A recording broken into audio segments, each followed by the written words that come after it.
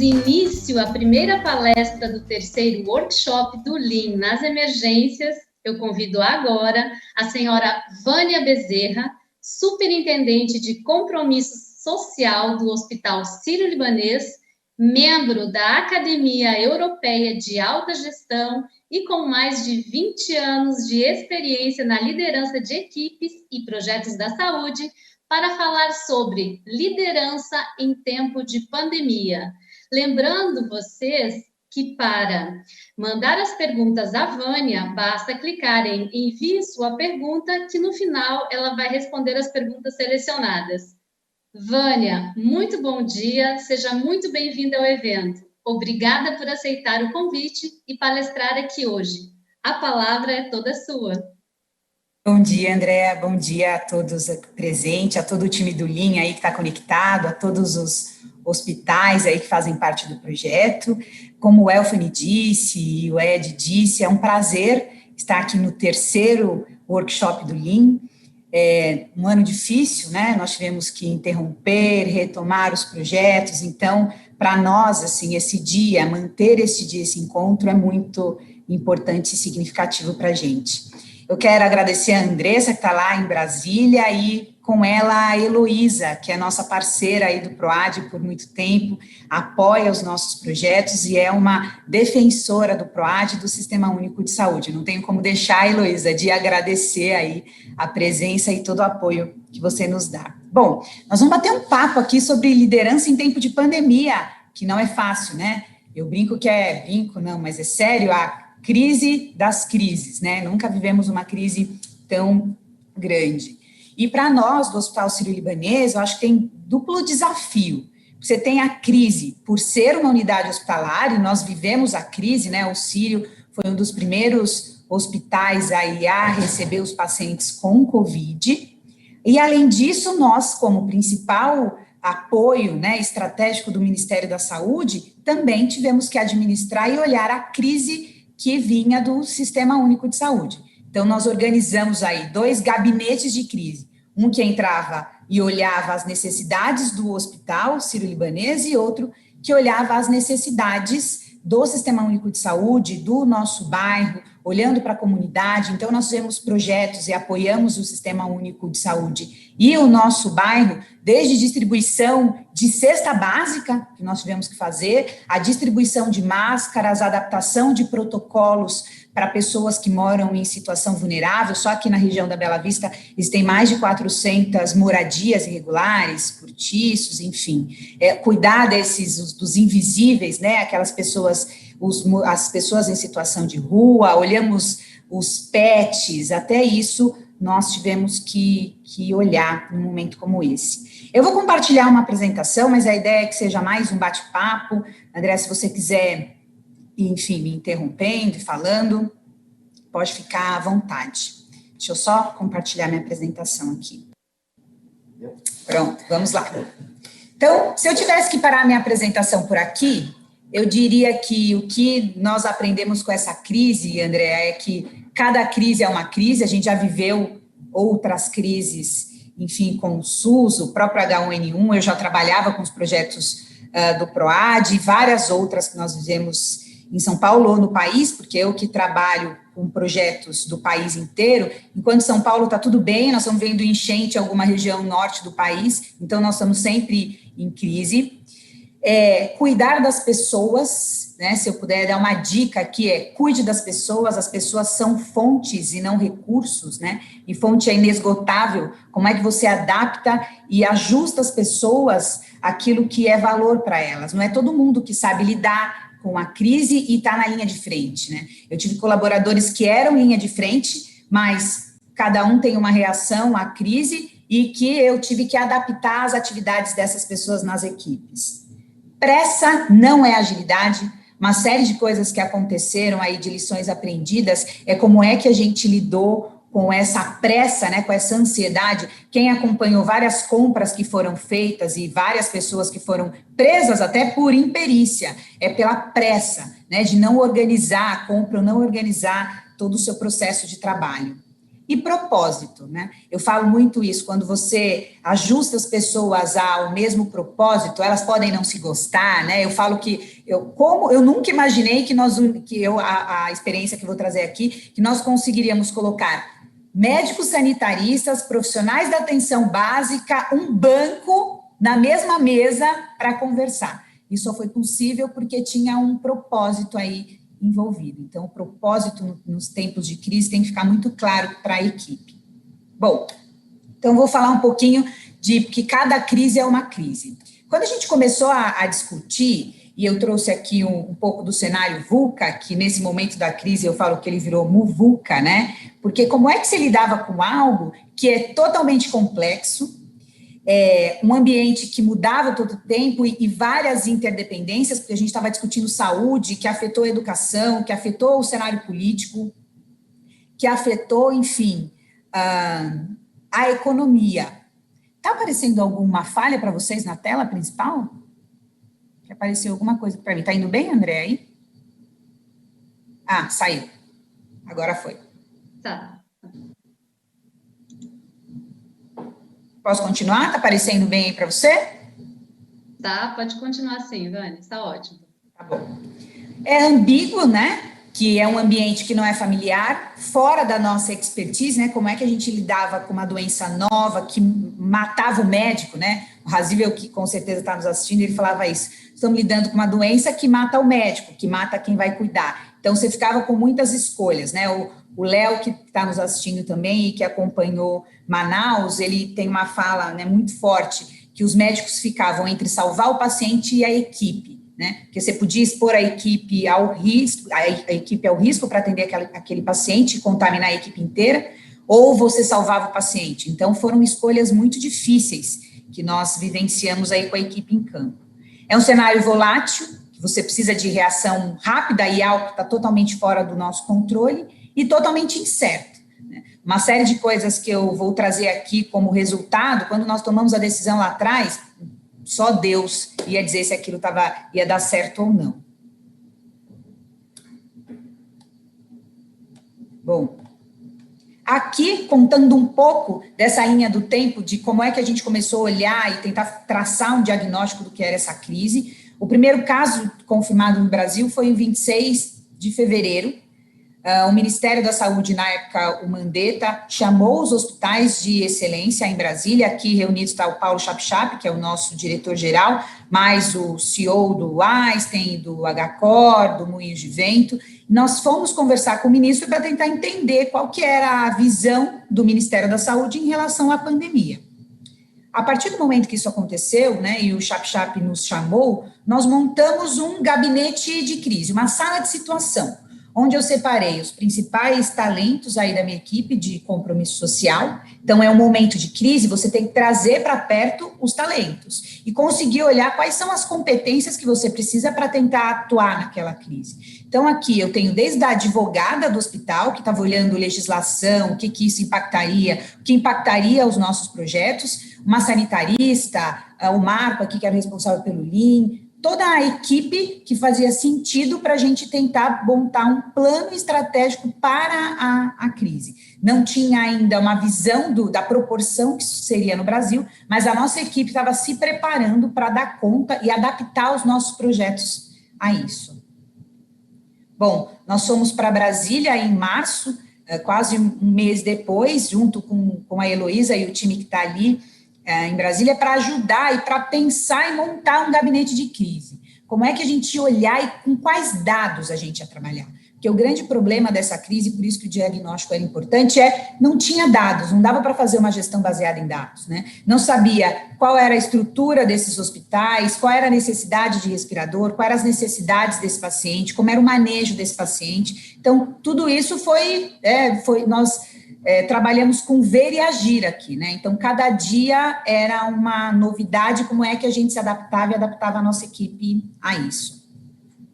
Aqui, nós fomos para Brasília, eu e o Elfanis pegamos um avião aí no meio da pandemia, o aeroporto vazio, a gente indo para Brasília com uma carta do Ministério da Saúde, que a gente tinha medo de ser barrado nos aeroportos, porque ainda não tinha, né, um protocolo de como isso funcionaria, e nós fomos para Brasília para tentar entender qual eram as necessidades do Ministério da Saúde e tentar entender quais eram as necessidades do país. Então, nós trabalhamos ali com o time da sala de comando, que é uma sala onde a equipe do Ministério está, e nós começamos a olhar vários indicadores, entender onde é que estava o problema, para tentar fazer um mínimo de organização, para saber como é que a gente responderia a essa crise.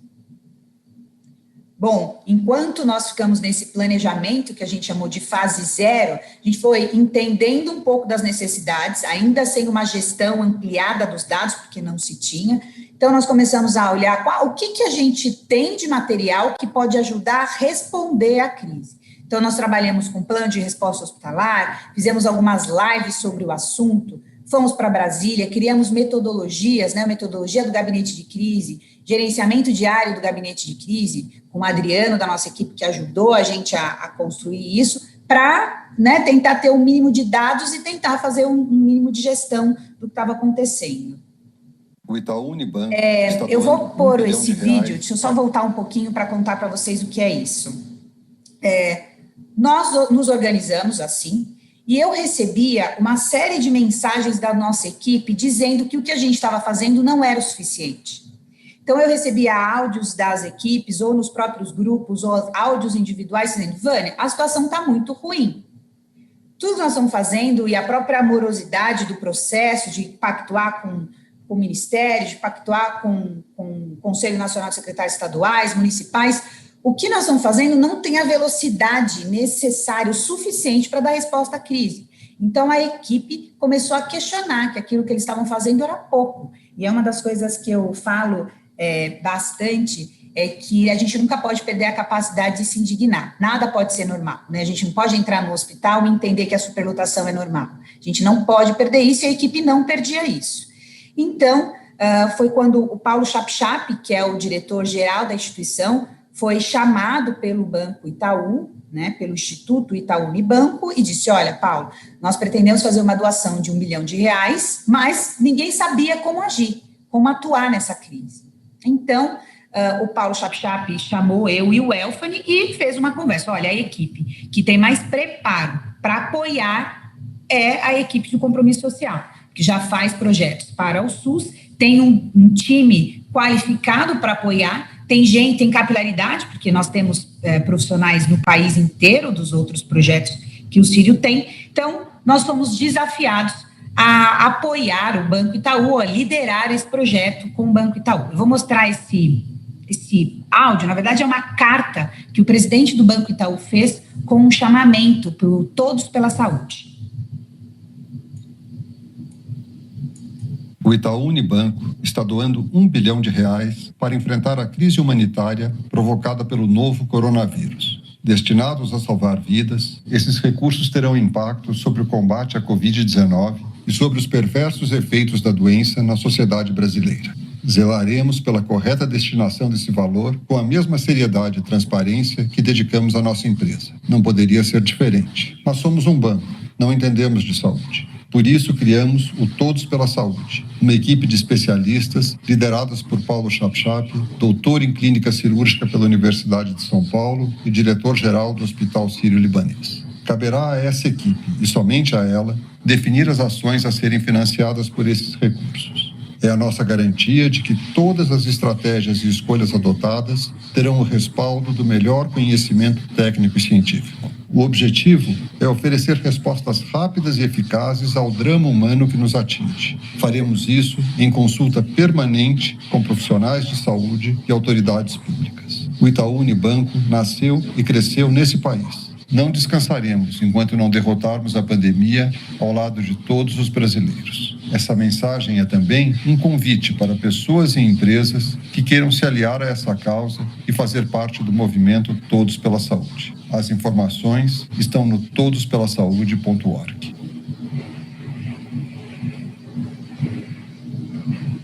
Bom, foi montado um grupo de especialistas liderados pelo Paulo Chapchap. Esse grupo passou a se reunir todos os dias às 7 horas da manhã, para tentar entender quais eram as necessidades do país.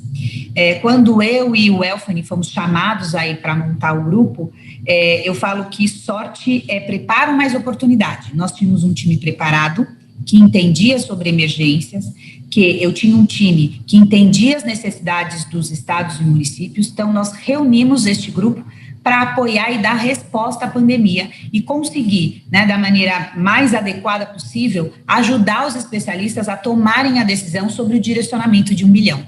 Então, eu saí de uma carteira de 30 projetos, com um time totalmente implicado em tocar os projetos de apoio ao SUS, para um projeto de 1 bilhão de reais, onde nós tínhamos que montar gabinetes de crise no país inteiro. No meio, enfim, da pandemia, todo mundo entrando em home office e sem saber o que ia acontecer. Esse foi de longe, o maior desafio, liderar uma equipe imensa com a responsabilidade de liderar 1 bilhão de reais no momento de crise.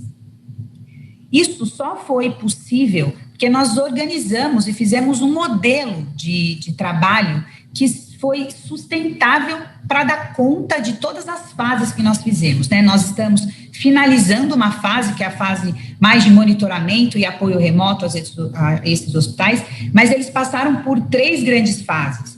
Uma fase em que nós começamos aí apoiando junto com o Ministério da Saúde, e depois nós conseguimos fazer uma gestão de interface envolvendo banco, profissionais de saúde, CONAS, CONASEMES, Ministério da Saúde, Ministério da Defesa. Nós trabalhamos com o FAB, nós fizemos uma grande gestão de interface, colocando todo mundo no mesmo propósito, para dar conta de executar de maneira inteligente esse 1 bilhão de reais. Aqui é um pouco de como a gente foi trabalhando as metodologias e tentando estudar e encontrar soluções. Então, aqui eu tenho uma imagem do Adriano, que é o nosso especialista, desenhando, né, como é que seria esse monitoramento dessa gestão diária do gabinete de crise. Várias pessoas da nossa equipe foram aos hospitais de campanha para entender o modelo, para saber se fazia sentido replicar isso em outros estados. Fizemos várias articulações, fizemos várias lives para tentar tirar dúvidas dos hospitais, né, de como lidar com a crise. Fizemos uma série de reuniões remotas com o estado, município, hospital, para tentar alinhar e deixar tentar buscar informação, buscar dados e cada vez interpretar melhor, né, como estava essa crise. Nós fomos para uma fase onde a nossa equipe viajou o país inteiro para olhar giro de leito, trabalhar os 4 E's, né? Como é que está a equipe, espaço, equipamentos e EPIs para esses estados. Continuamos viajando com a equipe inteira. A malha aérea super complicada, tinha equipes que iam para o Acre com 8 dias de um voo para o outro. Então, se eles perdessem aquele voo, eles só iam voltar daqui 8 dias, né? Então, como é que a gente lidou com essas equipes em campo? Fizemos aí vários trabalhos de plano de resposta hospitalar, que ia desde encontrar uma solução digital para que esses hospitais conseguissem registrar as informações de uma maneira mais prática, para que nós pudéssemos ter o nosso prontuário dos estados. Nós começamos a criar prontuário dos estados e começamos a personalizar qual tipo de tratamento ou de necessidades que cada estado tinha. Nós começamos a ser consultados por várias outras instituições, porque nós éramos o único lugar que tinha o maior número de informações concentradas, informações por dados e a prática, porque a nossa equipe estava em campo. Aqui também a equipe indo viajar, nós tomamos a decisão de colocar coletadores de dados nos hospitais. Nós contratamos profissionais que nós chamamos de agentes TPS, né, agentes todos pela saúde, para que eles pudessem coletar os dados nos estados, para que nós pudéssemos fazer gestão de dados. Aqui a equipe viajando, EPI para toda essa equipe. Imagina, os hospitais não tinham EPI para eles, eu tinha que disponibilizar EPIs para nossas equipes. Como é que a gente cuidava, como é que a gente cuidou das pessoas, como é que a gente trabalhou, o nosso time trabalhou o engajamento dessas instituições. No meio da crise, você parar equipes para assistir aulas por Zoom não é uma coisa fácil de se fazer. Como é que os hospitais responderam a isso, né? Criando sua própria estrutura e deixando claro o gerenciamento diário e montando de uma maneira visual que ficasse com uma gestão à vista adequada. Aqui é um pouco do app, né, de tudo que a gente trabalhou nesse período. Esses dados eu vou passar mais rápido, porque o objetivo aqui é como é que eu liderei e não o método que a gente usou para liderar, tá, André? Então, vou passar um pouco só para mostrar qual foi o fluxo, como é que a gente se organizou, como é que a gente trabalhou dados, como é que a gente conseguiu fazer isso nesse período de pandemia. Por que a gente conseguiu fazer, né? E qual foi a decisão que a gente tomou no meio da crise, olhando todo o cenário VUCA e como a gente estava organizado? Tem um gestor que trabalha aqui no Círio, ele fala muito das metodologias ágeis, e ele fala uma coisa que eu acho muito interessante. Se você precisa chegar rápido ao porto, você não consegue ir num transatlântico, né? Não no Titanic, num transatlântico, porque ele é pesado e vai levar mais tempo para chegar. Se você organiza isso em pequenas lanchas, todo mundo vai chegar ao porto mais rápido. E no momento de crise, a pressa não ia fazer com que o grupo se movesse rápido. Eu estou falando de mais de 100 profissionais, com várias gestão da interface envolvidas, com várias complexidades envolvidas. Então, nós tomamos a decisão de mudar o nosso modelo de gestão. A gente já vinha estudando como é que a gente trabalharia com os modelos ágeis. Então, inicialmente, o nosso modelo era um modelo tradicional. Eu tinha ali o Lean nas emergências, quem era responsável pelas equipes, um modelo bem hierarquizado, um time que demanda e o time que executa. E para o momento, isso não era o suficiente e não ia dar conta de responder à crise. Então, por mais que nós tivéssemos pressa para atender uma demanda, nós não tínhamos agilidade. E a pressa só dificultou as nossas ações. Então, nós tomamos a decisão de organizar os nossos grupos em squads, em pequenos times, com autonomia, para que esses times, sim, dessem as respostas necessárias àquela crise. É uma decisão muito difícil, porque a nossa cabeça funciona de maneira hierarquizada, com um líder lá dando as decisões. A própria estrutura do gabinete de crise é assim, né? Você precisa ter um líder e esse líder ditando as decisões mesmo, porque no momento de crise é assim que geralmente funciona. Nós fomos disruptivos, falamos, não, é no meio da crise que nós ainda vamos aproveitar para mudar o modelo e vamos ver o que vai dar, seja o que Deus quiser. E nós nos reunimos, um time, eu acho que foi um sábado de manhã, nós reunimos a equipe, falando, vamos tomar essa decisão? Aqui é o Marco, o chileno, que se tiver algum erro de português aqui nessa apresentação, foi o Marco que fez, tá, André? E ele é chileno, isso às vezes acontece. Mas tudo bem, o time já está acostumado. Nós tomamos a decisão de reestruturar a equipe e foi a melhor decisão que nós tomamos, porque isso deu mais velocidade e agilidade para o nosso trabalho. Então, eu trouxe um exemplo aqui de como é que a gente organizou os times no momento de crise, porque você tem que dar autonomia para as pessoas, né? Quando você dá autonomia, elas são capazes do impossível, de te entregar coisas que eu jamais imaginei que elas conseguiriam entregar. Então, aqui é uma squad que é de dados, né? Eu disse que dado foi nós vivemos uma crise de informação. Então, como é que a gente organizou o time para isso? Qual era a responsabilidade desse time? Como é que esse time se organizava? E aí tem o líder do time, quem é o Scrum Master, né? Aquele responsável por dar a demanda e dar estruturação das informações, enfim. Dividimos por capacidade, aquele que é o hands-on, e as equipes se organizaram. Se reúnam aí e tomem as decisões, sem nível hierárquico. Aqui, o que fala é a hierarquia do conhecimento. Quem conhece mais é quem lidera mais o grupo. Como é que nós nos organizamos, né? As nossas reuniões diárias, como é que a gente se organizou para dar as respostas e como é que a gente organizava tudo isso depois para dar a resposta dos gabinetes de crise. Como eu disse no começo, além de olhar o cenário e olhar, né, e pressa não é agilidade, é como é que a gente cuidou das pessoas. Eu acho que esse foi o grande diferencial. Um time que viaja, e quem viaja sabe do que eu estou dizendo, muitas vezes você está naqueles hotéis ruins, com um travesseiro que não é seu, pensando se o que você está fazendo faz sentido, deixando a sua família em casa, 15 dias viajando para um lugar que você não conhece, no meio de uma pandemia. Como é que você dá segurança psicológica e trabalha o medo desses colaboradores? Porque enquanto estava todo mundo se trancando em casa, no TikTok, nossa equipe estava no campo, indo viajar, indo salvar vidas, colocando a sua vida em risco. voltando para casa, se afastando da sua equipe. Eu tenho um colaborador que ficou 40, 60 dias sem ver o filho, sem ver o pai, né, sem ver a esposa, porque ele estava em uma situação de risco.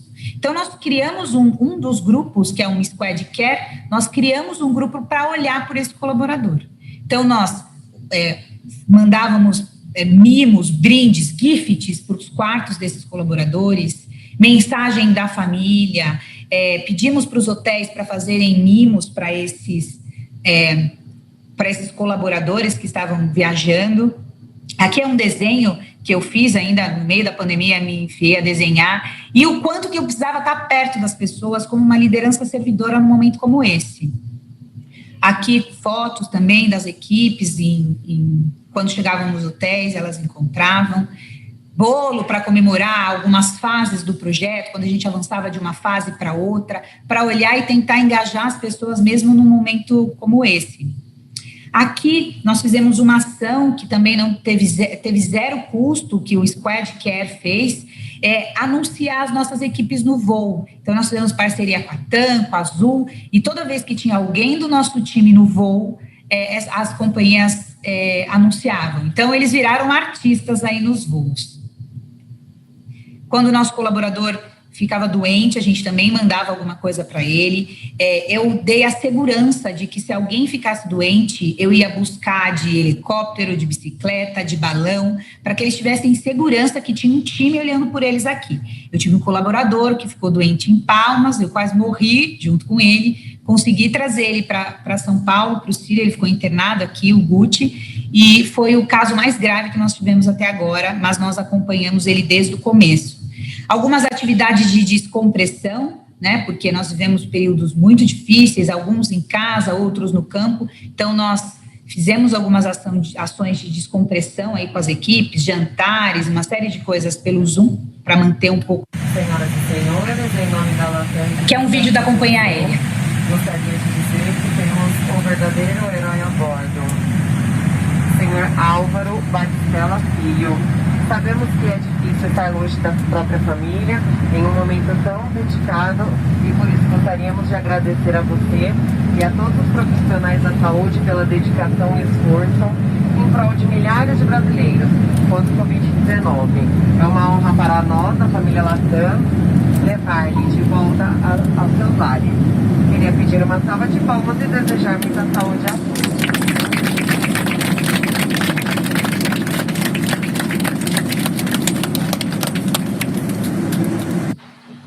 Nós fizemos um colete, né, do Todos pela Saúde para a equipe, e aí as equipes eram reconhecidas pelo colete, né, nos lugares onde eles estavam, né.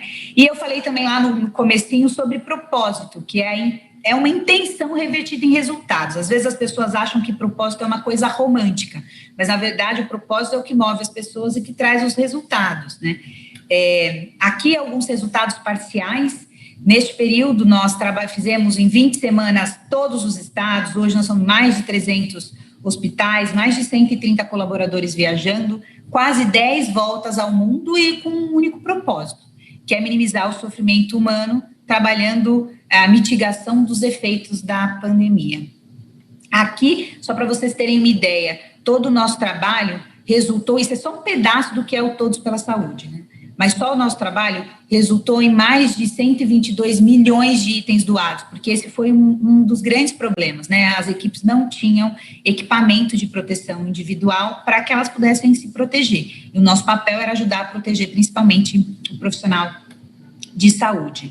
Bom, eu acabei de sair num capítulo de um livro de liderança, eu faço parte de um grupo que discute liderança, né? Tem CEOs, tem diretores, superintendentes, tem um grupo de profissionais de todas as áreas que vocês imaginarem. Você vai desde o lazer, à saúde, petróleo, é um grupo grande, é um grupo de profissionais da Academia Europeia de Alta Gestão. Então, neste livro tem profissionais de Portugal, tem profissionais da Espanha, que contaram a sua história durante a crise. E eu tive a oportunidade de escrever um capítulo, esse livro acabou de ser lançado, chama Lideranças da Alta Gestão em Tempos de Crise, e uma das coisas que esse livro traz é que a liderança é o que protege do caos, as pessoas correm para o líder, porque ela entende que ali ela encontra uma fortaleza na sua atuação. O medo coletivo, ele pode estagnar uma equipe, então como é que você lida com o medo? E o medo trouxe isso. A transparência é fundamental, e transparência é mostrar, não deixar ver. Então, contar para as equipes os passos, tudo aquilo que a gente estava planejando, né? O Sírio, no meio da pandemia, reduziu o seu quadro de colaboradores, como vários hospitais fizeram isso. Então, no meio de uma pandemia, nós tivemos uma série de problemas. E nós tivemos que lidar com transparência com os nossos colaboradores, né? E o líder deve antecipar a crise. Então, eu estou aqui, mas eu estou pensando nas eleições municipais, no próximo triênio, e todo esse impacto que isso vai trazer para a minha equipe. Então, cada crise é uma, e a gente já vai antecipando as crises para conseguir dar as respostas necessárias. E, por último, eu vou trazer um slide e uma imagem aqui, que foi até o Marcos Saavedra que compartilhou comigo. Eu falo muito sobre a importância da liderança servidora, e aqui ele fala tudo que um líder servidor precisa ser. Ele precisa ser transparente, acessível, ele precisa ser um entusiasta, ele precisa ser orientado a resultados e acolhedor. Precisa cuidar de si e cuidar das pessoas, e eu falo que o nosso diferencial é que nós cuidamos uns dos outros. Isso foi muito importante para a crise. Dar autonomia para a equipe e ensinar. Eu acho que esse é o grande desafio aí da liderança e de liderar, principalmente no momento de crise. Vou interromper aqui minha apresentação. Espero ter conseguido trazer um pouquinho para vocês aí o que foi viver essa crise. Eu ainda estou vivendo ela, então talvez essa apresentação no ano que vem esteja mais completa. Vânia, muito obrigada por sua brilhante palestra, muito obrigada por ter nos brindado com o seu conhecimento, compartilhado o que vocês viveram nesse momento. Acho que foi uma grande lição para todos, e é muito interessante, é muito bonito ver você mostrando e todo o cuidado, enquanto líder, que você teve com a equipe. Isso faz, com certeza, todo o diferencial. Nós vamos repassar agora 2 perguntas em função do prazo, do tempo que nós temos, para que você possa, 2 perguntas selecionadas que as pessoas que estão assistindo nos enviaram, e muitos querem saber como é possível, diante de todo esse cenário, de toda essa complexidade do momento, equilibrar a firmeza de ter que tomar as decisões, de ter que fazer os prazos serem cumpridos, mas também alinhar isso tudo com o cuidado, com o zelo, com a preocupação com as pessoas que você está gerindo. Como que é isso? Como que foi isso no seu dia a dia? Você pode contar um pouquinho mais para nós? Posso. Muitas vezes a crise acho que a primeira coisa é que a crise deixa todo mundo inseguro, né? E o medo, né, a insegurança estagna as pessoas. Eu acho que o desafio aqui, eu falo muito para a equipe, que a palavra hoje é consistência. Primeiro, quando o seu trabalho tem consistência, o Sírio tem 100 anos em cuidar de pessoas, e o Sírio é consistente. E a consistência nos permite agir apesar da dificuldade, apesar do cenário, apesar do ruído, apesar de tudo. Consistência faz com que deixe você agir apesar dele. E eu busco ser uma líder servidora. E eu falo que eu tenho no meu time pessoas infinitamente melhores do que eu. Se você dá autonomia para as pessoas, né, e confia nas pessoas, e cuida das pessoas, eu acho que o gestor, o papel dele no mínimo 60% da agenda dele é cuidar das pessoas, entender como elas estão, qual é o momento delas, o que é valor para elas, o que é valor para a equipe, o que inspira a equipe, para que, então, você tem que entender o que inspira a equipe, para você trabalhar a inspiração e se tornar um líder inspirador, que é o sonho de qualquer líder, né? Ser considerado um líder inspirador. Acho que o meu grande desafio aí é, primeiro, autonomia para as pessoas e confiar no trabalho das pessoas. Outro dia eu estava com uma colaboradora e ela falou o seguinte: Vânia, eu tenho medo de perder o controle. Eu falei, quem disse que você tem que ter o controle?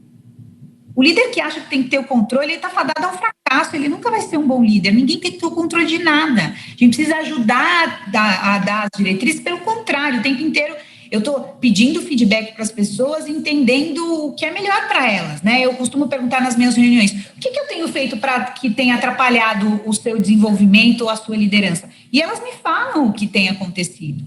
No começo é difícil, porque no meu papel, as pessoas esquecem que eu sou gente, acham que eu sou só supervisora.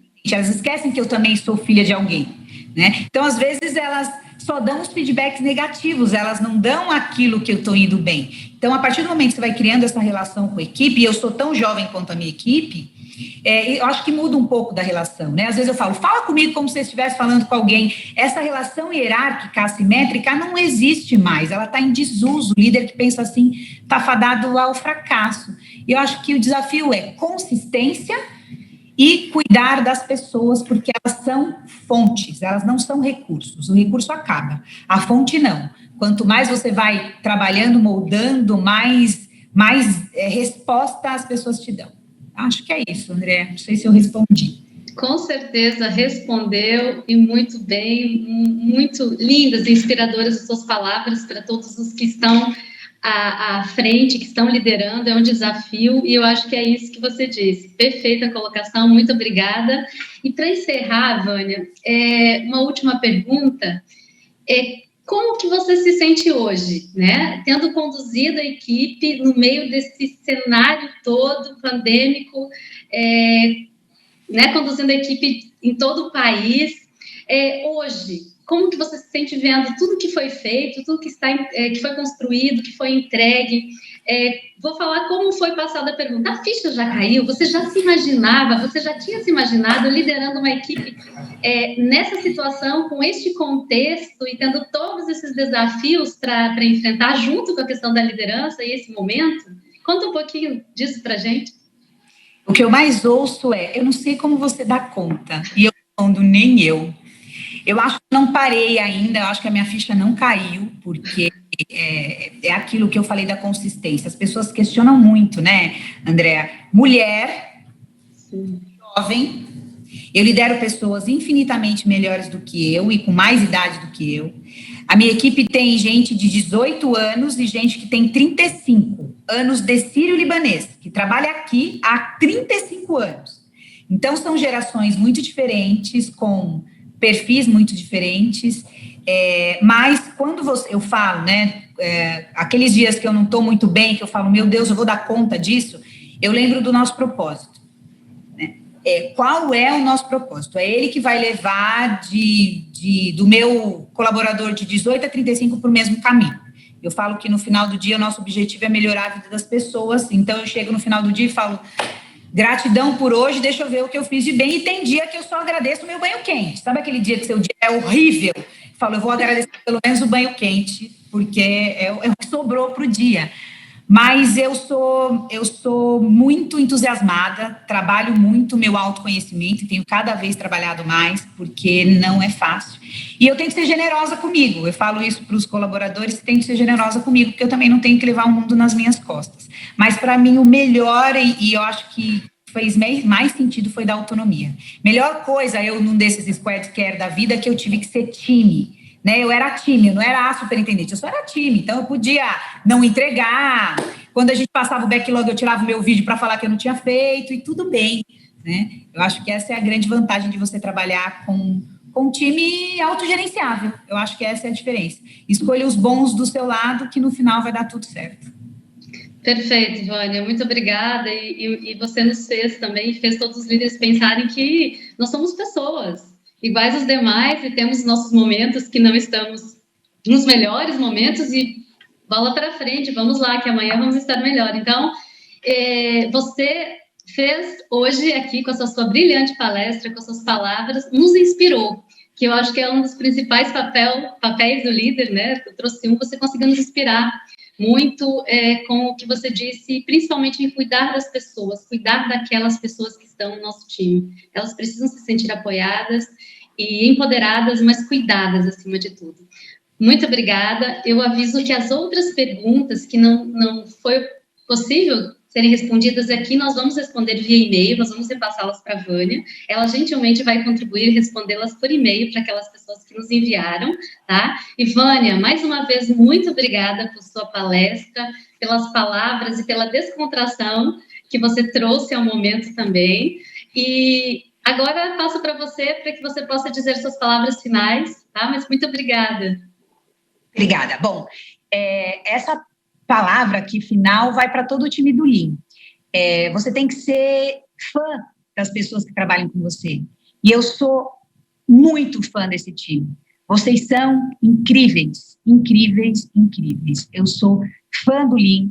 Vocês são profissionais que deixaram as suas casas para cuidar do amor de alguém. Isso é nobre. Então, o Razível, que é um dos nossos colaboradores, ele fala assim, Deus anotou. Eu tenho certeza que Deus anotou. E eu também, porque eu sou fã de vocês. Espero que esse workshop seja brilhante. E obrigada, Andréa. Parabéns aí por todo o seu crescimento. Eu acompanho o seu trabalho desde quando a gente começou o primeiro ciclo e eu só vejo você crescendo e isso é bom, né? Quando a gente vê as pessoas que estão perto da gente crescendo. E um beijo para todo mundo que está aqui e para os meus parceiros lá de Brasília, Heloísa, Andressa, e eu estou sempre com vocês. Obrigada. Muito obrigada, Vânia, mais uma vez, foi excelente, agradecemos imensamente a sua contribuição. Muito obrigada.